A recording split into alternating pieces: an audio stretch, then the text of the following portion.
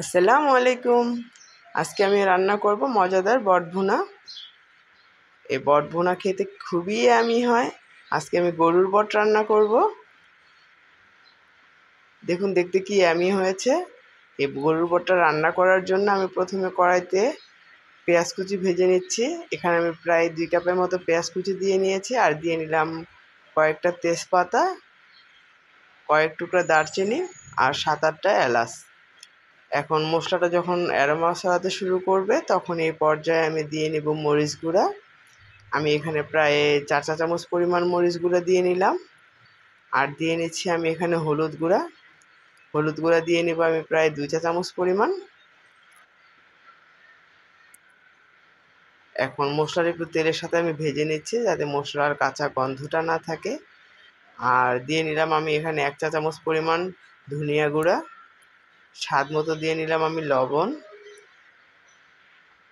আর আদা রসুন বাটা দিয়ে নেব প্রায় আমি 1 টেবিল চামচ পরিমাণ।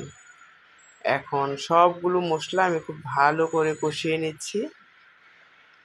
মশলাটা কষানো হয়ে গেলে এ পর্যায়ে আমি দিয়ে দিচ্ছি আমি গরুর বট।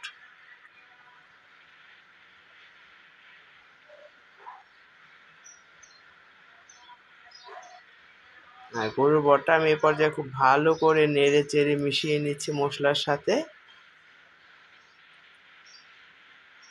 এখন এটাকে আমি ঢেকে রান্না করব প্রায় 10 মিনিটের মতো। চুলার জালটাকে এই পর্যায়ে আমি মিডিয়ামে রাখবো। এখন আমি কিছুক্ষণ পর পর ঢাকনাটা খুলে নেড়ে দিব। এই পর্যায়ে আমি ঢাকনাটা খুলে আরও হাফ কাপ পেঁয়াজ আর কিছু কাঁচামরিচ কুচি দিয়ে দিচ্ছি। এতে করে গ্রেভিটা খুব ভালো হবে।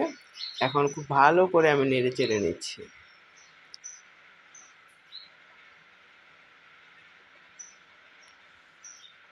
ভালো করে নেড়ে নিব যাতে তলায় ধরে না যায়। এরকম করে খুব বারে বারে আমি নেড়ে দিব আর ঢাকনা দিয়ে এভাবে রান্না করে নিব। এখন বট থেকে আমার অনেক পানি ছেড়েছে। এখন এটাকে জাল করে আমি ভাজা ভাজা করে নিয়ে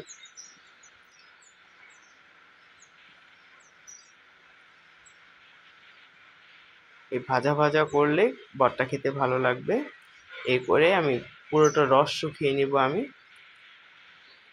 এই তো এই পর্যায়ে তেলটা উপরে উঠতে শুরু করেছে।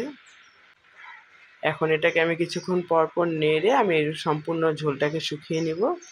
আর শুকিয়ে ভাজা ভাজা করে নিলে তৈরি হয়ে যাবে আমার মজাদার বট ভুনা। এ তো হয়ে গেল আমার মজাদার বট ভুনা। এখন আমি এটাকে রুটি, পরোটা, সাদা ভাত সব কিছুর সাথে খুব ভালোভাবে পরিবেশন করতে পারবো, আর খেতেও খুব ইয়ামি হবে। আল্লাহ হাফেজ।